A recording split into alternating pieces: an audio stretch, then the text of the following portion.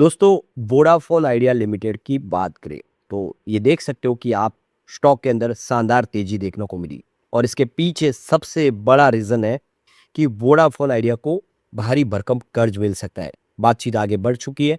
Management ने जबरदस्त यहाँ पे अपना खुलासा किया है। तो स्थिति बदल चुकी है।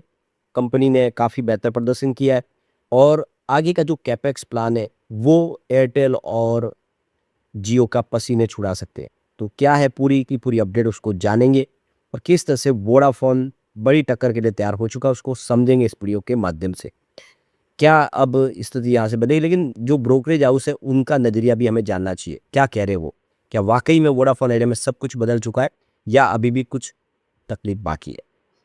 लेकिन फ्रेंड्स, उससे पहले अगर आप पहली बार हमारे चैनल पे आए तो चैनल को सब्सक्राइब कर दीजिए, एक बेल आइकॉन दबा दीजिए ताकि जब भी नया वीडियो बने पहला नोटिफिकेशन आपको मिले। वीडियो पसंद आए तो लाइक से जरूर कीजिए। चलो फ्रेंड्स, वीडियो स्टार्ट करते हैं। मैं हूँ आपका दोस्त एसपी दवे और हमारे अपने चैनल ऑनलाइन कमाई में आपका बहुत बहुत स्वागत है।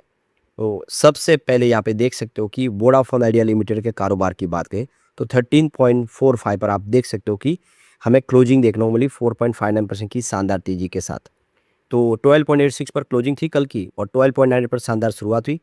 इंट्राडे में देखें तो अच्छी बात है कि 12.86 का ही लो बना। इसका मतलब गिरावट बिल्कुल नहीं हुई।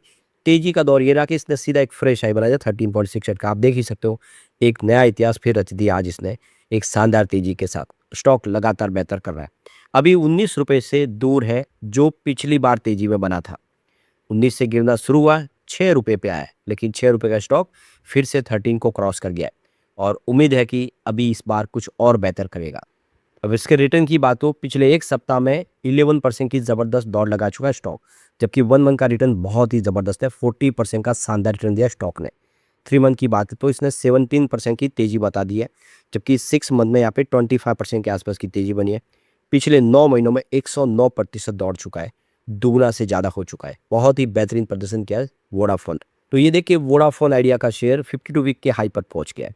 तो इसके पीछे सबसे बड़ी वजह है कि स्टेट बैंक ऑफ इंडिया के साथ में बातचीत बहुत तेज़ी से आगे बढ़ रही है और स्टेट बैंक ऑफ इंडिया और दूसरी जो बैंक है जो कंसोर्टियम है उसका मिल के फंड देने को तैयार हो रहे हैं। तो इससे 4G 5G सर्विस का नेटवर्क और मजबूत होगा। कंपनी अपने कैपेक्स योजनाओं को अच्छे से अमल में ला पाएगी और पूरी तरह से टक्कर दे पाएगी जियो और एयरटेल को, जिन्होंने इनके मार्केट शेयर को छीना है। उनसे वापस लेने का समय आ चुका है। तो ये देख सकते हो कि जो लेटेस्ट तेजी का दौर शुरू हुआ इसके पीछे वजह जो कंपनी के सीईओ है अभिजीत किशोर, उन्होंने कहा है कि कंपनी अपने 35,000 करोड़ रुपीज़ के कर्ज फंडिंग पैकेज के लिए स्टेट बैंक ऑफ इंडिया के जो पूरा नेतृत्व के साथ जो है बातचीत चल रही है और ये प्रक्रिया बहुत तेजी से आगे बढ़ रही है।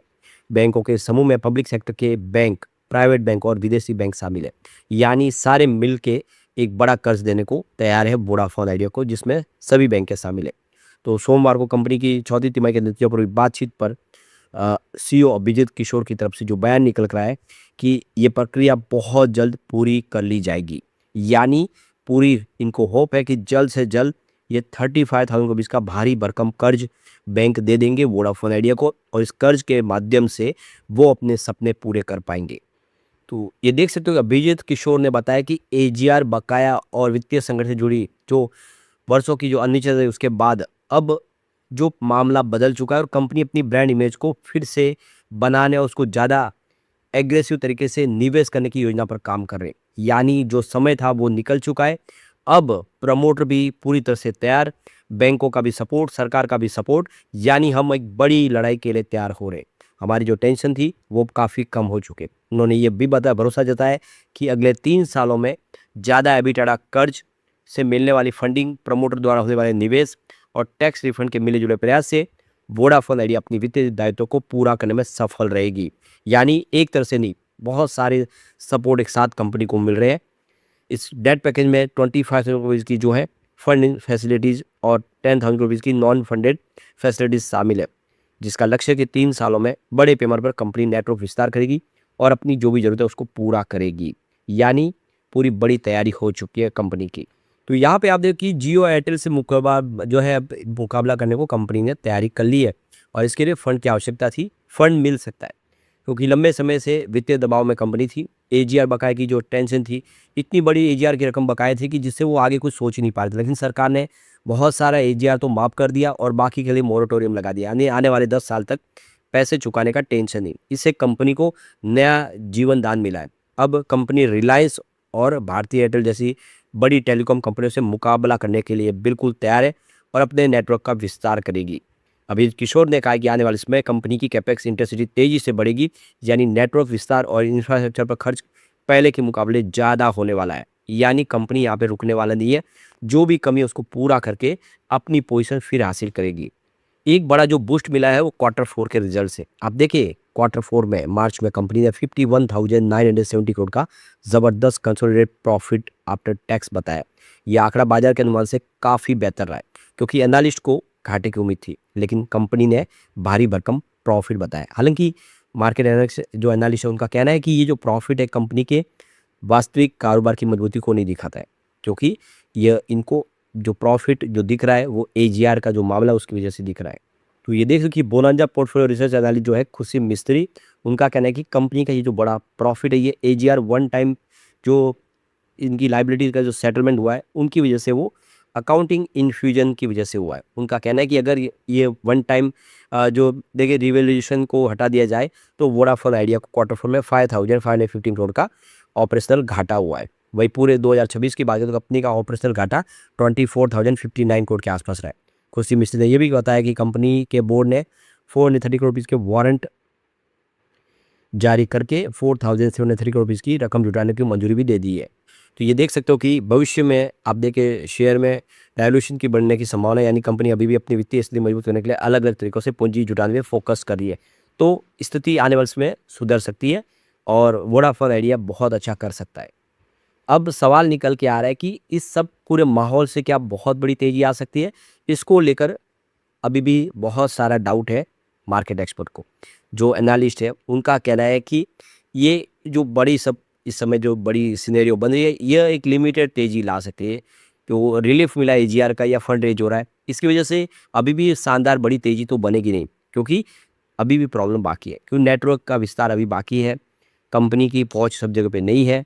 तो एक्सपर्ट के हिसाब से ये एक शॉर्ट टर्म में तेजी है, लेकिन इसको लंबी तेजी के लिए कुछ और बड़े फैसले कंपनी की तरफ से करने पड़ेंगे। तो अभी देखिए तो कंपनी के लिए जो सबसे बड़ी बात है कि जो नेटवर्क एक्सपेंशन है उसको जल्द से जल्द पूरा करना होगा और ज़्यादा से ज़्यादा कैपिटल इन्फ्यूजन करना पड़ा बिजनेस में। तो इससे आने वाले समय वो टक्कर ले पाएंगे। तो भी प्रमोटर की तरफ से भी फ्रेश इन्वेस्टमेंट किया जा रहा है, ये हौसला बढ़ा है जिससे, तो फैसले अच्छे हैं, लेकिन बड़ी तेजी की कल्पना अभी नहीं कर सकते, ये भी उनका कहना है।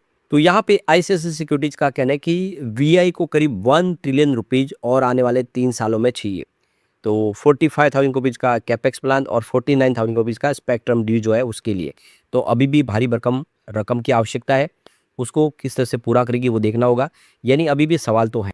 लेकिन कंपनी ने ज़बरदस्त तैयारी कर ली है। कंपनी करीब 70,000 नई साइट्स स्टैब्लिश करेगी 12 से 18 महीने में, यानी 1 से 1.5 साल के अंदर 70,000 नई साइट और स्टैब्लिश करने जा रहे हैं।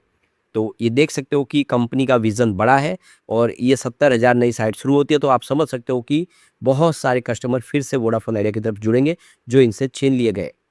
तो कंपनी 60 से 70,000 नई साइट लगाएगी और टेलीकॉम ऑपरेटर ने ये भी कहा है कि कंपनी करीब ये देखिए आने नेक्स्ट 6 क्वार्टर में, अगर आप देखें लास्ट 6 क्वार्टर में 125 मिलियन नए सब्सक्राइबर भी जोड़े, यानी कस्टमर जो लगातार कम हो रहे थे उसको भी अब इन्होंने फिर से अपनी तरफ लाना शुरू कर दिया है और आने वाले समय स्थिति और बेहतर होगी। कस्टमर जुड़ेंगे, जो लगातार जा रहे थे छोड़ के वो आ रहे, तो अब बड़ी प्लानिंग के साथ कंपनी आगे बढ़ रही है, यानी वोडाफोन आइडिया के दिन पलट सकते हैं और लोगों को फायदा हो सकता है। लेकिन फ्रेंड्स, कोई भी इन्वेस्टमेंट करने से पहले अपने फाइनेंशियल एडवाइजर से एडवाइस ले ले या अपना खुद का रिसर्च करें, क्योंकि मैंने वीडियो आपके एजुकेशनल पर्पज के लिए ही बनाया। वीडियो पसंद आए तो लाइक से जरूर कीजिए और चैनल को सब्सक्राइब कर दीजिए।